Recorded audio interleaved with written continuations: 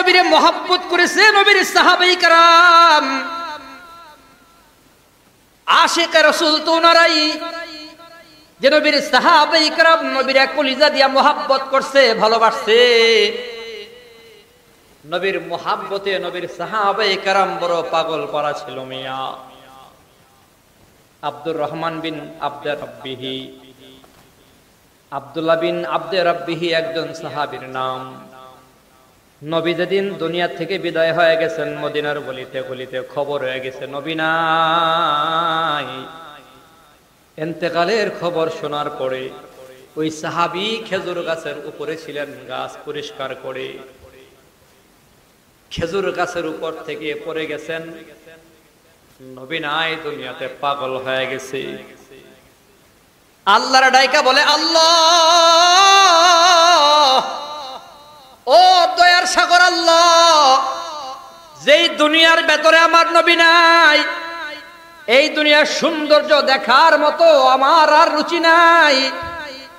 আসমান আর জমিন, চাঁদ সূর্য তারকারাজি কিছুই আমি দেখবার চাই না। নবীরে যেহেতু আমি দেখতে পারবো না, যে চোখ দিয়া আমি আমার নবীরে দেখার সুযোগ নাই, আল্লাহ ওই চোখ তুমি নিয়ে যাও।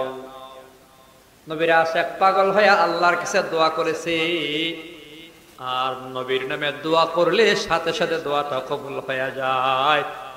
হাদিসের ভেতর আসছে, নবীর নাম নিয়ে যদি দোয়া করা হয়, নবীর উপর দরুদ ছাড়া যদি দোয়া হয়, তো সেই দোয়াটা কবুল হয় না। নবীর নাম নিয়ে দোয়া করলে দোয়াটা কবুল হয়। কারণ নবীরে আল্লাহ তাআলা সবচেয়ে বেশি মহব্বত করেন, ভালোবাসেন। আল্লাহর সাথে নবীরে তো প্রেমের গভীর সম্পর্ক। আল্লাহ তাআলা আপনার আমার নবীরে এত বেশি মহব্বত করে, এত বেশি ভালোবাসে। এ মিয়া, কত বেশি মহব্বত করে ভালোবাসে। ওই বেশি মহব্বত আর ভালোবাসার কারণে নবীর নামে যখন দোয়া হয়, তো দোয়াটা কবুল হয়। এমনও তো আছে, নাজাতের খবর পর্যন্ত কেউ কেউ পাওয়া গেছে শুধুমাত্র নবীর নামের উসিলাই, নবীর শানের উসিলাই। যেমন শেখ সাদি রাহিমাহুল্লাহ তাআলা, তিনি একবার ভাবতেছেন, সারা জীবন এমন কি আমল করলাম যে আমল দিয়ে জান্নাতে যাবো। মিজানের পাল্লায় দেওয়ার মতো কোন আমল আমার আছে নাকি? মনে মনে ভাবেন। অন্তর জবাব দিছে না, মিজানের পাল্লায় দেওয়ার মতো কোন আমল তোমার নাই। শেখ সাদি ওয়ালিকুল শিরোমণি, তিনি একজন মস্ত বড় শায়ের ছিলেন, কবিতা লিখতেন, কবিতার একজন গুরু ছিলেন। মুলকে ফারেসের একজন বিশ্ব বিখ্যাত কবি শেখ সাদি রাহমাতুল্লাহি আলাইহি মনে মনে ভাবে, জীবনে যত আমল করেছি, কোন আমল আমি নেকের পাল্লাই, মিজানের পাল্লাই দেমু আর আল্লাহ আমারে মাফ করে দেবে। ভাবতেছেন এমন কোন আমল আছে নাকি? অন্তর জবাব দিছে না, সাদি তোমার জীবনে এমন কোন আমল নাই। শেখ সাদি মনে মনে ভাবেন, জান্নাতে যাওয়ার উপায় কি আমার? মিজানের পাল্লায় আমল দেওয়ার মতো উপযুক্ত কোন আমল আমার নাই।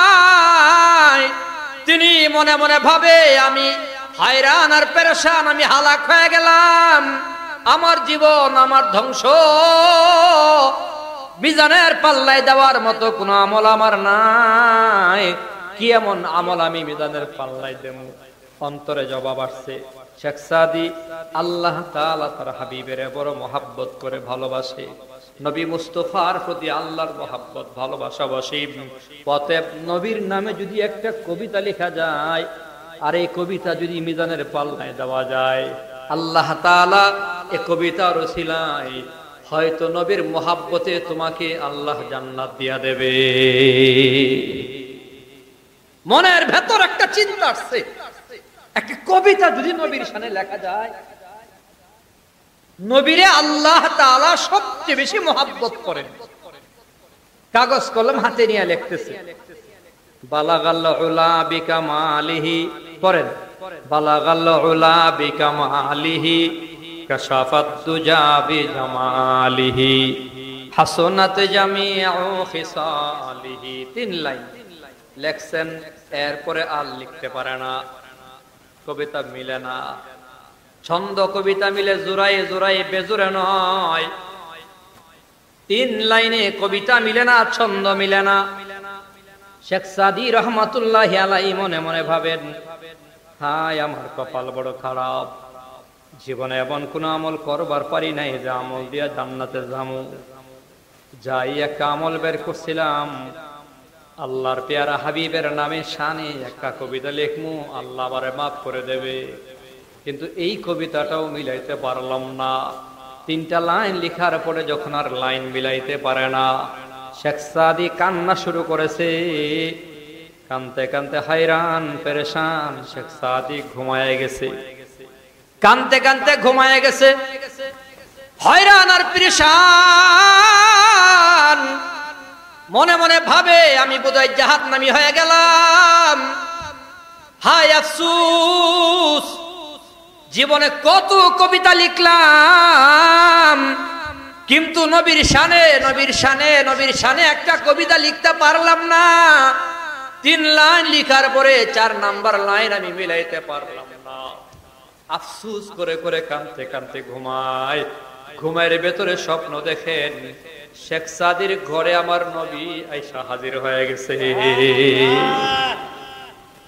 স্বপ্নে দেখে আবার নবীর আগমন। নবী আয়েশা জিজ্ঞাসা করে, শেখ সাদি ব্যাপার কি, তুমি হয়রান পেরেশান দেখা যায়, কান্না করতেছ? হ্যাঁ ইয়া রাসূলুল্লাহ। কেন কান্না করো? নবী গো, মনে মনে ভাবতেছিলাম নাজাতের কোনো আমল আসেনি, মিজানের পাল্লায় দেওয়ার মতো কোনো আমল আসেনি। অন্তর জবাব দিছিল, আপনার শানে যদি কোনো কবিতা লেখা যায়, এই কবিতাই হয়তো আমার জান্নাতের জরিয়া হবে। 3 লাইন লেখার পরে 4 নাম্বার লাইনটা মিলাইতে পারলাম না। ইয়া রাসূলুল্লাহ, আমার কপাল বড় খারাপ গো নবী। আমার নবী কই 3টা লাইন তুমি আমারে শোনাও। শেখ সাদি তখন 3টা লাইন শোনাইলেন। বালাগাল উলা বিকামালিহি কাশাফাত দুজা বিজামালিহি হাসনাত জামিউ খিসালিহি। 4 নাম্বার লাইন আমার নবী আবার কই, শেখ সাদি কলম নিয়ে তুমি লিখো, আমি নবী বলে দেয় তুমি লেখো, সাল্লু আলাইহি ওয়া আলিহি। চিৎকার মেরে বলেন আল্লাহু আকবার। জোরে বলেন আল্লাহু আকবার। আরে বুঝেন, কবিতা মিলাইয়া দিছে নবী। আমার নবী কবিতাটা মিলাইয়া দিছে, যার কারণে বালাগাল উলা এই ছন্দ কবিতা আল্লাহ তাআলা এত বেশি কবুল করেছে।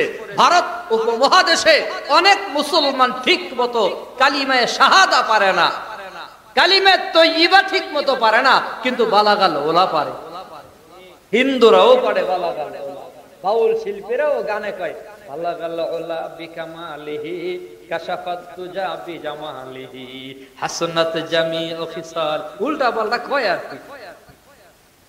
বালাগাল উলা সবাই পারে।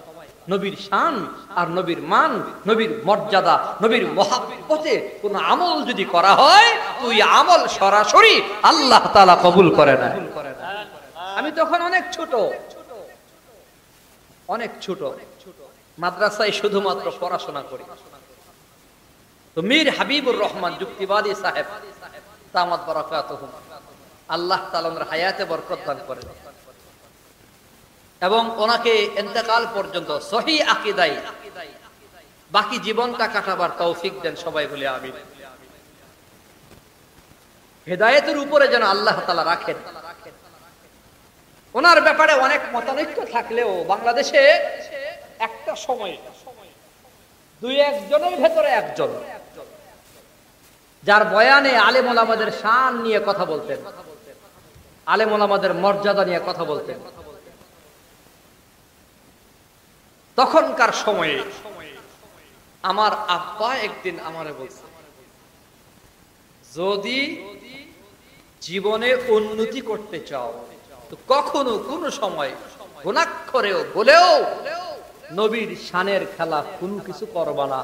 নবীর মহাব্বত আর ভালোবাসা নিয়ে যদি কিছু করো তো আল্লাহ সেটাতে বরকত দান করবে। পড়াশোনা করার পরে দেখলাম হাদিসে এটা প্রমাণিত। এজন্য নবীর শান ও মানের দাম আছে মিয়া, নবীর মহাব্বত আর ভালোবাসার দাম আছে। বলতেছিলাম আশিক রাসূল, আমি নবীর মহাব্বত করি, ভালোবাসি, আই লাভ ইউ বললেই হবে না। মুখে বললেই হবে না, বরং আমলের দ্বারা প্রমাণ করা লাগবে। আমলের দ্বারা প্রমাণ করা লাগবে। আশিক রাসূল তো তারা, আমার নবী দুনিয়া থেকে বিদায় হয়ে গেছেন, আল্লাহর নবী বিদায় হয়ে গেছেন। এর কয়েকদিন পরে মদিনা থেকে প্রায় বহুদিন পায়ে হেঁটে, প্রায় 15 দিন পায়ে হেঁটে মদিনায় আসছে। মদিনা থেকে তার বাড়ি বহু দূর। সাহাবী হতে পারে নাই, কিন্তু নবীর আশিক কালিমা পড়ে মুসলমান হয়েছে আর নবীর সাথে সাক্ষাতের জন্য রওনা করেছে। 15 দিন লাগছে। আর মদিনায় আসতে আসতে আমার নবী দুনিয়া থেকে বিদায় হয়ে গেছে। আমার নবী দুনিয়ার ভেতরে নাই। আশিক রাসূল মদিনায় এসে খবর পাইছে। আর রওজার পাশে হযরত আলী রাদিয়াল্লাহু তাআলা আনহুকে পায়া জিজ্ঞাসা করে, আলী, আমার কপাল বড় খারাপ, আর কয়েকটা দিন আগে আসলে এই সুন্দর চেহারাওয়ালা নবীরে দেখার সৌভাগ্য আমার হইতো। আমার কপাল বড় খারাপ, আমি আমার নবীরে পাইলাম না। হযরত আলী বলে, ভাই চিন্তা নাই, নবী বলে গেছেন, মান যারা কবরি ওয়াজাবাত লাহু শাফাআতি। ওই যে দেখো নবী সেখানে শুয়ে আছে, এই রওজায় গিয়া তুমি সালাম দিবা, জিয়ারত করবা। আর নবী ঘোষণা দিয়া গেছে, আমার রওজা যে জিয়ারত করবে আমি নবী তারে জান্নাতে নিয়ে যাব। আর জোরে কন্না সুবহানাল্লাহ। নবী বলে, আমার রওজায় আইসা যে সালাম দিব আমি তারে সুপারিশ করবো, জান্নাত দেখাইয়া দেব, আমি তারে সহযোগিতা করে জান্নাতে পৌঁছাইয়া দেব। ওই হাজী সাহেবের কপাল কত ভালো যে মদিনায় গিয়া নবীরে সালাম দেওয়ার সুযোগ পাইছে। সবাই পারে না, টাকা হইলেই সম্ভব না। অনেক গরিবেও বারে বারে উমরায় যায়, আর টাকাওয়ালার কপাল নাই। এমন টাকাওয়ালা বদনসিব কপাল খারাপ আছে না নাই? টাকা হলেই মদিনায় যাওয়া যায় না। আমি দেখছি এমন অনেক ধনী আছে আমার সামনে, আমার চেয়ে অনেক বেশি পয়সাওয়ালা, এখনো মক্কা মদিনায় যাওয়ার তৌফিক তার হয় নাই। আর আমার হাতে টাকা ছিল না যখন, তখন আল্লাহ তাআলা আমারে 2 বার হজে নিয়েছে।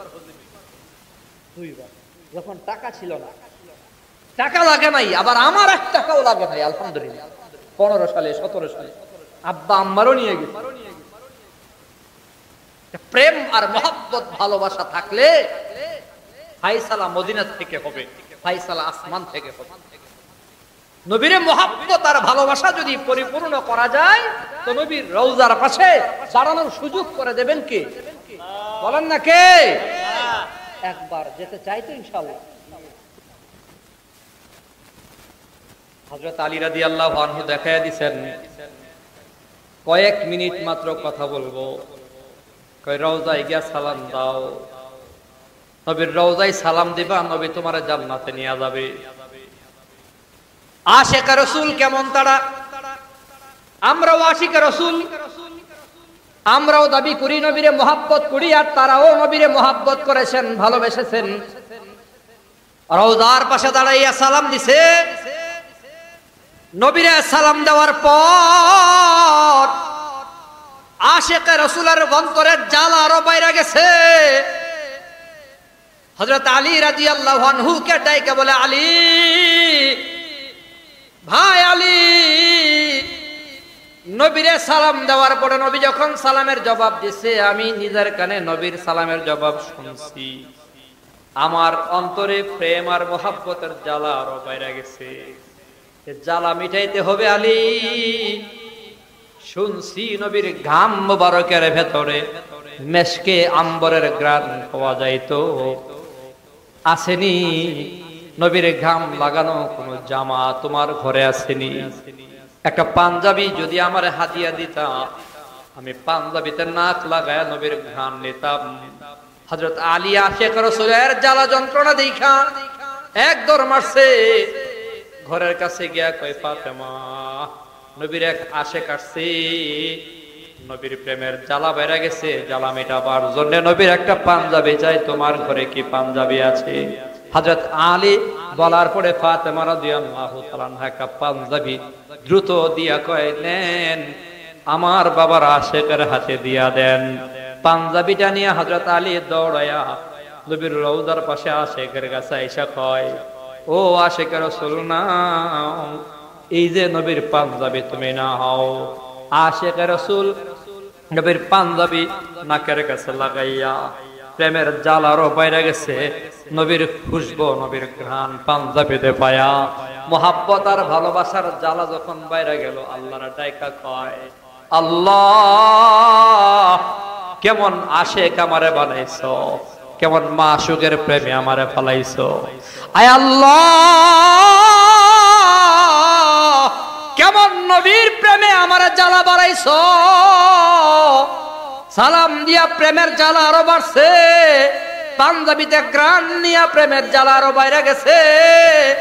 আল্লাহ জ্বালা মিটাইয়া দাও, ওই নবীর একবার দেখার মনে চায়, আল্লাহ আমারে দেখাইয়া দাও।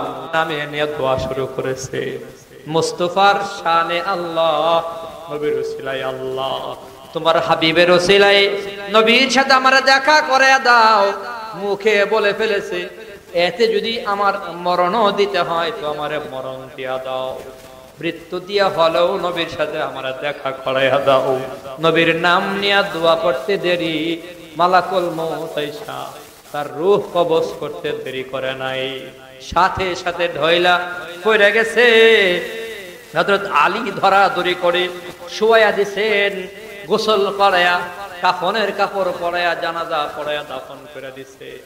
একদিন হযরত আলী রাদিয়াল্লাহু আনহু স্বপ্ন দেখেন, এই আশিকের রাসূল রাস্তা দিয়ে হাঁটে আর মুচকি মুচকি হাসে। হযরত আলী সালাম দিয়ে কয়, ও আশিকের রাসূল তোমারে বড় খুশি দেখা যায়, কি ব্যাপার নবীর সাথে দেখা হয়ে গেছে নাকি? আশিকের রাসূল কয়, আলী এতদিন পরে তুমি জিজ্ঞাসা করলা, নবীর সাথে আমার দেখা তো এতদিন পরে হয় নাই। আমি যখন মারা গেছি, মারা যাওয়ার সাথে সাথে আমার মাশুক নবীর সাথে আমার দেখা হয়ে গেছে। रुखसार से बुरका का दौरा पर्दा उठा दो, रुखसार से बुरका का दौरा पर्दा उठा दो, लिल्लाही मुझे हुस्न खुदा दाद दिखा दो, लिल्लाही मुझे हुस्न खुदा दाद दिखा दो। ऐ बहर करम सदका हुसैन इब्न अली का, प्यासा हूँ मुझे शरबत दीदार पिला दो, प्यासा हूँ मुझे शरबत दीदार पिला दो। मैं दूर हूँ मजबूर हूँ ऐ सैयद आलम, मैं दूर हूँ मजबूर हूँ ऐ सैयद आलम, दीदार दिखाते नहीं आवाज सुना दो, दीदार दिखाते नहीं आवाज सुना दो। जो लोगों को कहलाते हैं सग तेरी गली में, उन लोगों के दफ्तर में मेरा नाम लिखा दो, उन लोगों के दफ्तर में मेरा नाम लिखा दो। আল্লাহ নবী বলে আমারে মুহাব্বত করো, ঈমানের অঙ্গ, ঈমান হলো হুব্বে রাসূল। আল্লাহর নবী বলে লা ইউমিনুকুম লা ইউমিনু আহাদুকুম হাত্তা আকুনা হাব্বা ইলাইহি মিন ওয়ালিদিহি ওয়া ওয়ালাদিহি ওয়ান নাসি আজমাইন। নবীর মুহাব্বত করবা কতটুকুন? নবী বলে যতক্ষণ তুমি তোমার সন্তান, তুমি তোমার ছেলে মেয়ে, তুমি তোমার মা বাবা, পৃথিবীর সব কিছুর চেয়ে বেশি মুহাব্বত না করবা, ততক্ষণ তুমি ইমানদার হতে পারবা না। অতএব বোঝা গেল নবীরে মুহাব্বত করা লাগবে নিজের জীবনের চেয়েও কম না বেশি। নবীরে মুহাব্বত করা লাগবে জীবনের চেয়েও কম না বেশি। কষ্ট হচ্ছে আপনাদের? অসুবিধা হচ্ছে নাকি? নবীরে মুহাব্বত করা লাগবে ছেলে মেয়ের চেয়েও কম না বেশি। কথা বলেন, জোরে বলেন। স্ত্রীর চেয়েও কম না বেশি, মা বাবার চেয়ে কম না বেশি, রাষ্ট্রের চেয়েও কম না বেশি। এখন কোন নেতা যদি নবীর বিরুদ্ধে কথা কয় তো নেতারে সাইজ করার বেলায়ও আমার আর দ্বিধা নাই, আমি দেশের চেয়েও বেশি নবীর মুহাব্বত করি। অতএব দেশের চিন্তা হবে পরে, নবীর ইজ্জতের চিন্তা হবে আগে। সাবধান থাকা লাগবে। আর এমন মহাব্বত আর ভালোবাসার প্রমাণ হবে কি দিয়া? কয় সুন্নতের উপর আমল দিয়া। যার মাঝে সুন্নত আছে তার মাঝে নবীর মহাব্বত আছে। সুন্নত নাই দাবি করে এ দাবির কোনো গ্রহণযোগ্যতা নাই। এই মিয়া, এই জায়গা আমার দাবি করছি কিন্তু আমার কাছে দলিল নাই, খারিজ নাই, কি এই দাবি গ্রহণযোগ্য হবে? হ্যাঁ, কথা কয়। দলিল খারিজ থাকা লাগবে না, শুধু এটুকু থাকলেই হয় না, আবার একেবারে 3 পর্চা 4 পর্চা ঠিক থাকা লাগে। সিএস ঠিক আসেনি, আরএস ঠিক আসেনি, বিএস ঠিক আসেনি। হ্যাঁ, জায়গার মালিকানা দাবি করতে গেলে এত প্রমাণ লাগে মিয়া। আর নবীর আশেক আমি নবীর মহাব্বত করি শুধু মুখে বললেই হয়? বলে না না, আল্লাহ নবী একেবারে ক্লিয়ার করে দিয়েছেন, যার মাঝে আমার সুন্নতের মহাব্বত আছে তার মাঝে আমার মহাব্বত আছে। মান আহাব্বা সুন্নতি ফাকাদ আহাব্বানি ওয়া মান আহাব্বানি কানা মাই ফিল জান্নাহ। আল্লাহ নবী বলে, যার মাঝে আমার সুন্নতের মহাব্বত আছে তার মাঝে আমার মহাব্বত আছে। আর প্রমাণ যদি দেওয়া যায় সুন্নতের উপর আমলের মাধ্যমে, জান্নাতে নবীর সাথে থাকা যায়। ওই যে বলছিলাম এত হাজার বছর পরে এসেও নবীর সাথে জান্নাতে কেমন করে থাকবো? বলে হ্যাঁ, প্রমাণ আছে, প্রমাণ আছে মিয়া। দেওবন্দের কাসেম নানতুবি রহমাতুল্লাহি আলাইহির খবর নিয়ে দেখেন। দেওবন্দ মাদ্রাসার প্রতিষ্ঠাতা কাসেম নানতুবি উনি দুনিয়া থেকে বিদায় হয়ে গেছেন। এরপরে বহুদিন পর দেওবন্দ মাদ্রাসার একজন শাইখুল হাদিস, নাম হলো ইউনুস রহমাতুল্লাহি আলাইহি। ইউনুস রহমাতুল্লাহি আলাইহি বুখারীর সবক দিচ্ছেন। এমন সময় দেওবন্দ এলাকার একজন সাধারণ মানুষ আইসা কয়, হুজুর একটা কথা, আজ রাতে স্বপ্ন দেখছি। কি স্বপ্ন? ঘুমের ভেতরে পড়ে আছি, কে যেন আইসা ডাইকা বলতেছে, চলো অমুক জায়গায় নবী আসছে, নবীর সাথে দেখা করবানি, চলো। আমি স্বপ্ন যুগে ঘুমের ভেতরে দৌড়াইতে শুরু করলাম, নবীরে দেখবো না, এটা কোনো কথা? দৌড়াইতেছি নবীরে দেখার জন্য। পথি মধ্যে গিয়া দেখলাম একজন মুরব্বী মানুষ বাঁকা হয়া আস্তে আস্তে করে হাঁটে। সামনে গিয়া দেখলাম তিনি হলেন দেওবন্দ মাদ্রাসার প্রতিষ্ঠাতা কাসেম নানতুবি রাহিমাহুল্লাহু তাআলা। জিজ্ঞাসা করলাম, হুজুর কোথায় যান? বলে কাসেম নানতুবিও জবাব দেয়, আমিও শুনছি অমুক এলাকায় নাকি নবী আসছেন, নবীরে এক নজর দেখার জন্য আমিও যাই। নওজোয়ান যুবক বলে, হুজুর কাসেম নানতুবি ধীরে ধীরে হাঁটেন, আমি জোয়ান মানুষ, মনে মনে ভাবলাম নবীরে দেখমু, তাড়াতাড়ি যাওয়া দরকার। স্বপ্নের ভেতরেই দৌড়াইতেছে, ইচ্ছা মতো দৌড় দিলাম। কাসেম নানতুবিরে পালায়া এক কাচ্চা দৌড় দিয়া আমি মজলিসে গিয়া দেখলাম আমার নবী বসা। শুধু নবী একা বসা না, নবীর অনেক সাহাবায়ে কেরাম পাশে বসা। আবু বকর রাদিয়াল্লাহু আনহু আছেন, হযরত ওমর আছেন, হযরত ওসমান আলীও আছেন, নবীর সাহাবীরাও বসা। আমার নবী বসা আছেন, নবীর সাহাবায়ে কেরাম পাশে বসা। পাশে একটা চেয়ার ছিল, আমার নবী আদর করে সে চেয়ারে বসাইয়া দিলেন। মুসাফা করে বসাইয়া দেওয়ার পর আমি মনে মনে ভাবতে লাগলাম, হায় কাসেম, তুমি যে ধীরে ধীরে আসতেছো, এখন তো আসবা কিন্তু বসার জায়গা পাবা না। আমি দৌড়ায় আসার কারণে নবীর পাশের চেয়ারে বসার সুযোগ পেয়ে গেলাম। মনে মনে ভাবতেছি, কাসেম নানতুবি আইসা নবীর কাছে বসার জায়গা হই নাই, চেয়ারও খালি নাই, ধীরে ধীরে আসতেছে, কখন আসবে, কোথায় বসবে, এই ভাবনার ভেতরে দিয়েই হঠাৎ করে আমি তাকায় দেখলাম কাসেম নানতুবি মজলিসে হাজির। দেওবন্দ মাদ্রাসার প্রতিষ্ঠাতা কাসেম নানতুবি যখন মজলিসে হাজির হয়ে গেল, আমার আপনার নবী কাসেম নানতুবিকে ইস্তেকবাল করে পাশে আইনা মুসাফা করে, মুআনাকা করে, আমার নবী বুকের সাথে জড়াইয়া কাসেম নানতুবিকে, ওই যুবক বলে, হুজুর দেখলাম কাসেম নানতুবির সাথে মুসাফা মুআনাকা কইরা টান দিয়া নিজের কোলের মধ্যে বসাইয়া দিলেন। কোলে বসাইয়া দেওয়ার পরে আমি জিজ্ঞাসা করলাম ইয়া রাসূলুল্লাহ, আমি কাসেম নানতুবির আগে আসলাম, আমারে কোলে বসাইলেন না, কাসেম নানতুবিরে কোলে বসাইয়া দিলেন, ব্যাপারটা বুঝলাম না। তখন নবী জবাব দিছে, বন্ধু তুমি যদিও আগে আসছো, কাসেম নানতুবি যদিও পরে আসছে, কিন্তু তুমি কি জানো আমার ঘোষণা ছিল বহু আগে, যার কাছে সুন্নত যত বেশি পাওয়া যাবে সে তত বেশি আমার কাছে থাকবে কাছে। তুমি আগে আসলেও তোমার চেয়ে বেশি সুন্নতের উপর আমল করতো আমার কাসেম। কাসেমের ভেতরে সুন্নত বেশি থাকার কারণে আমি কাসেম নানতুবিরা আমার কোলে বসায়া দিলাম। হ্যাঁ, 1000 বছর পরে আসছি, 1500 বছর পরে আসছি, এত দূরে আমার আপনার বাড়ি, অসুবিধা নাই। নবী বলছে সুন্নত তোমার কাছে, জান্নাতে তুমি আমার কাছে। সুবহানাল্লাহ। যার কাছে যত সুন্নত, কথা পরিষ্কার, যে যত বেশি সুন্নতের উপর আমল করবে সে তত বেশি জান্নাত নবীর কাছে থাকবে। এজন্য পাক্কা নিয়ত করব, মহব্বত আর ভালোবাসার প্রমাণ তো হবে সুন্নতের উপর আমল দিয়া। একটা সুন্নত আমরা ছাড়বো না।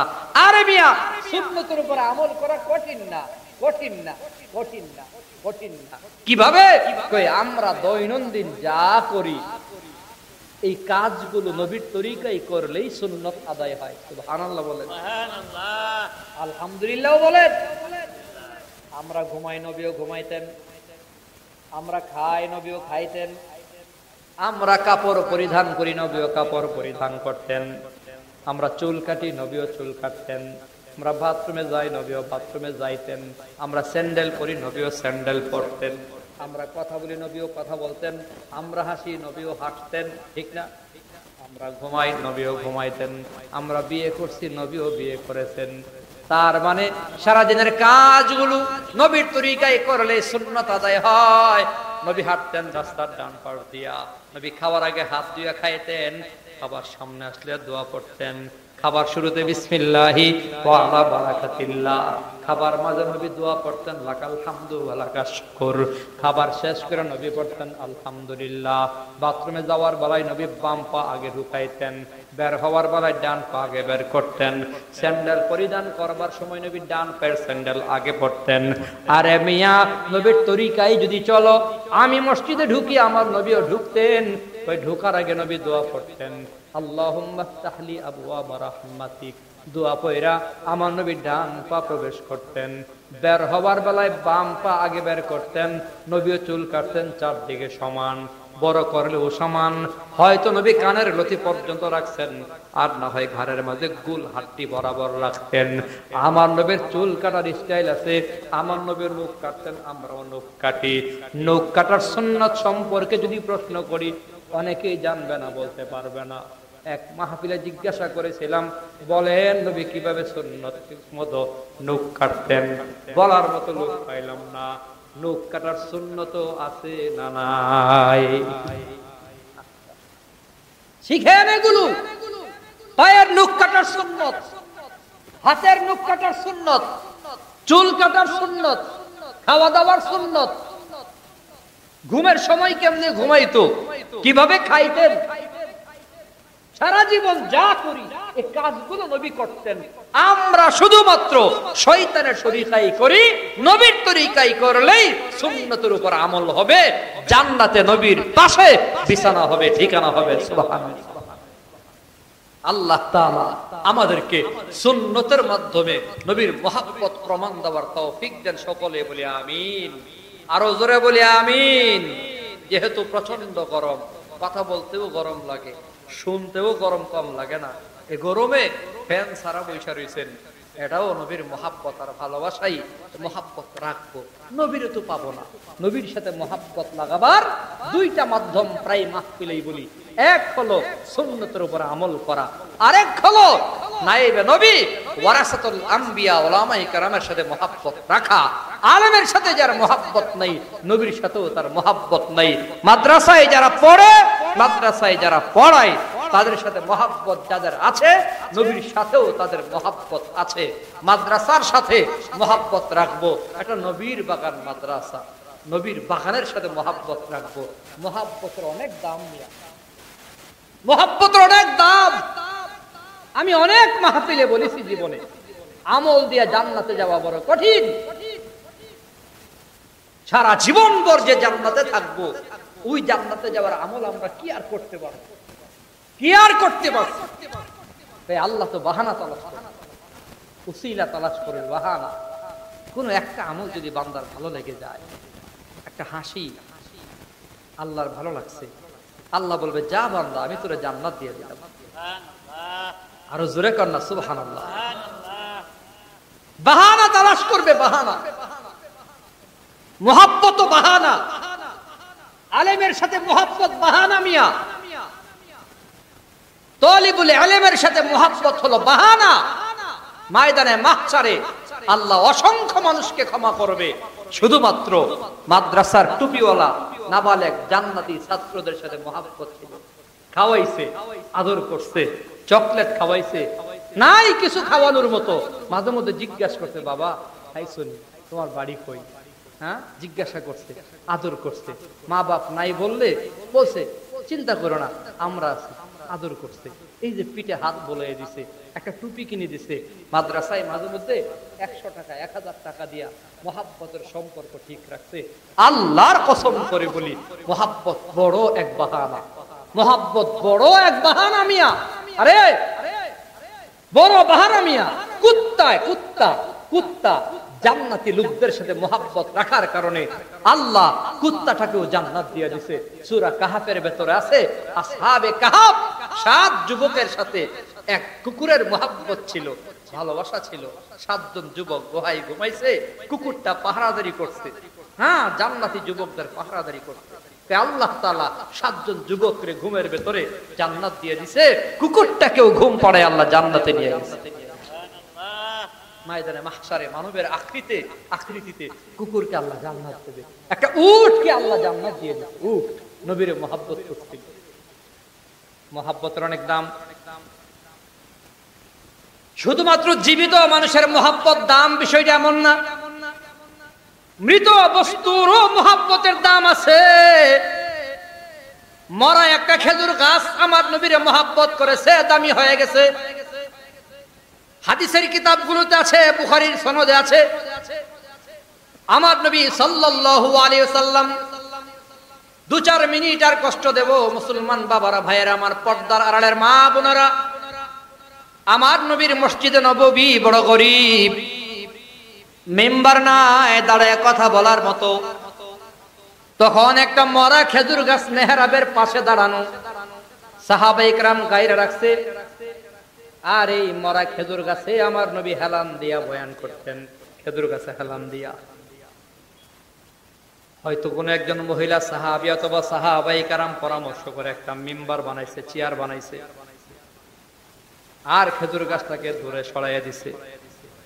জুমার দিন শুক্রবারে মসজিদে নববীতে আমার নবী আসছেন, খুতবা দেবেন। মিম্বারে দাঁড়াইছে, আমার নবী যখন খুতবা দেবেন নিয়ত করেছেন। এমন সময় নবী শুনতে পায় প্রসব ব্যথা উঠলে পরে গাবিন উট যেভাবে চিল্লায় এমন ভাবে করে মরা খেজুর গাছটা চিল্লাইতে আছে। মরা খেজুর গাছের কান্নার আওয়াজ কোন কোন সাহাবায়ে কেরাম পর্যন্ত শুনে ফেলেছে।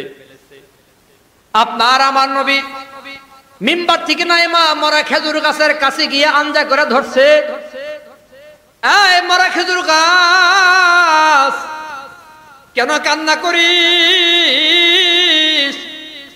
খেজুর গাছের জবান আল্লাহ খুইলা দিছে। খেজুর গাছ বলি, ইয়া রাসূলুল্লাহ, ও আল্লাহর হাবিব, বহুদিন পর্যন্ত আপনি আমারে হেলান দিয়া বয়ান করেছেন গো নবী। আপনার গা মুবারকের পসিনা, ঘাম মুবারক আমার গায়ে লাগছে গো নবী। আপনি আমারে দীর্ঘদিন হেলান দিয়া বয়ান করেছেন, এজন্য আপনার প্রতি আমার মহাব্বত আর ভালোবাসা মজবুত হয়ে গেছে। আপনার সাহাবায়ে কেরাম আমারে দূরে সরাইয়া দিছে নবী, আর আপনি আমার হেলান দিবেন না, ধাক্কা দিবেন না, যার দরুন আমি কান্না করি। আপনার আমার নবী বলে খেজুর গাছ এত বেশি মহাব্বত করিস আমার জানা ছিল না। যা আল্লাহর কাছে দোয়া করে দিলাম, আল্লাহ খেজুর গাছটাকে তুমি জিন্দা বানাইয়া দিও। কিয়ামত পর্যন্ত আল্লাহ তুমি খেজুর গাছ থেকে খেজুর বের কইরো, রস বের কইরো, মানুষের উপকারে এই গাছটাকে আল্লাহ কবুল কইরা নিও। আল্লাহর হাবিব কিয়ামত পর্যন্ত হায়াতের দোয়া কইরা দিয়া নবী যখন চলে যাবেন, খেজুর গাছ কান্না থামায় না, আরো বেশি কান্না বাড়াইয়া দিলেন। আমার আপনার নবী বলে, খেজুর গাছ, আমি নবী তোর জন্য দোয়া করলাম, কিয়ামত পর্যন্ত আল্লাহ তাআলা তোর হায়াত বাড়াইয়া দেবে, কিয়ামত পর্যন্ত খেজুর দিবি, রস দিবি, মানুষ তোর জন্য দোয়া করবে, এরপরও কান্না থামাস না কেন? খেজুর গাছ বলে, ইয়া রাসূলুল্লাহ, হায়াত পাবো ঠিক আছে, কিন্তু আপনি তো আর আমার হেলান দিবেন না, আপনি আমার ধাক্কা দিবেন না গো নবী। আমি যে আপনার ভালোবাসা সোহবত থেকে বঞ্চিত হয়ে গেলাম, এজন্য নবী আমি কান্না করি। আমার আপনার নবী ঘোষণা করে দিল, খেজুর গাছ আর কান্না করিস না, যা যা। আমি নবী ঘোষণা করে দিলাম, আমি নবী যেদিন জান্নাতে যাবো, তুইও আমার সাথে জান্নাতে থাকবি। এই হলো মহাব্বত সাহাবা। বাবারা, ভাইরা, বয়ান জীবনে অনেক শুনছেন, আরো শুনবেন। শুধুমাত্র আমল করার পাক্কা নিয়ত করেন যে নবীর সাথে মহাব্বত লাগায়া চলতে চাই। মাধ্যম সুন্নতের উপর আমল, মাধ্যম আলেম ওলামা তুলাবা মাদ্রাসার সাথে মহাব্বত রাখবো তো ইনশাআল্লাহ? রাজি আছি ইনশাআল্লাহ? নিজের জীবন দিয়া জানে মালে সুন্নতের সাথে এবং মাদ্রাসার সাথে মহাব্বত লাগাইয়া চলবো। এতদিন ভুলে অনেক সময় শয়তানে ধোকায় পড়ে আলেম ওলামাদের বকাঝকা করছি, আর করব না। আলেমদের সাথে মহাব্বত লাগাইয়া চলবো, লজিং রাইখা খাওয়াবো। আমি একটা প্রমাণ দেই, আমি আমার উস্তাদকে একবার জিজ্ঞাসা করলাম, আমার বংশে কোনো আলেম নাই, তো আমি কেমনে কবুল হইলাম? আমার উস্তাদ প্রায় 50 বছর যাবত আমাদের গ্রামে ইমামতি করেন। জবাব দিছেন, শর্টকাট বলতেছি, জবাব দিছেন, আমি আসার পর থেকে দেখলাম তোমার দাদারা, তোমার বাপ চাচারা সব সময় কোনো না কোনো ছাত্র অথবা হুজুর অথবা ইমাম, মুয়াজ্জিন বা মাদ্রাসার শিক্ষক আলেমদের লজিং রেখা খাওয়াইতো। আমার মনে হয় আলেমদের খাওয়ানোর বরকতে আল্লাহ তোমার আলেম বানাইছে। লজিং রাখেন, কপাল খুলে যাবে। আলাদা বাজার করা লাগবে না, আলাদা .com থেকে বাজার করা লাগবে না। হ্যাঁ, মাছ আলাদা কিনতে হইব না, চাউলও বেশি দেওয়া লাগবে না। এতদিন চার পর্দার আড়ালে মা বোন থাকলে বলি, মাদ্রাসার একটা ছাত্র লজিং রাইখা দেখেন, এক পট চাউল বেশি দেওয়া লাগবে না। এতদিন যা দিতেন তাই দিয়েন, বিশ্বাসের উপরে চইলেন। 4 জনের ভাত 5 জনে খাইয়া দেখেন, আল্লাহ বরকত বেশি দেয়। এমনিতেও দেখেন দোকানে বসে ইফতারি করতেছেন 2-4 জন, হঠাৎ করে মুসাফির আসছে, টান দিয়ে নিয়ে বসায় খাইয়া দেখেন, সেই দিন ইফতারিতে আলাদা মজা। কথা কয় না? বাড়ির থেকে বাড়ি হলি দোকানে ভাত পাঠাইছে টিফিন বক্স দিয়া, এক বাতিরা। হঠাৎ করে দেখছেন আব্দুল ভাই বাহুবলী হুজুর, আরে হুজুর আপনি এসেছেন। খাওয়ার টাইমে ঘরের মধ্যে রান্না বান্না তেমন একটা নাই, বাড়ির থেকে যা পাঠাইছে হুজুর বল, রিজিকে যা আছে তাই টান দিয়ে নিয়ে বয়া খায়া দেখেন, এই দিন খাবারে যেই মজা পাইছেন, জিন্দিগিতে এমন মজা অন্য খাবারে পাওয়া যায় না।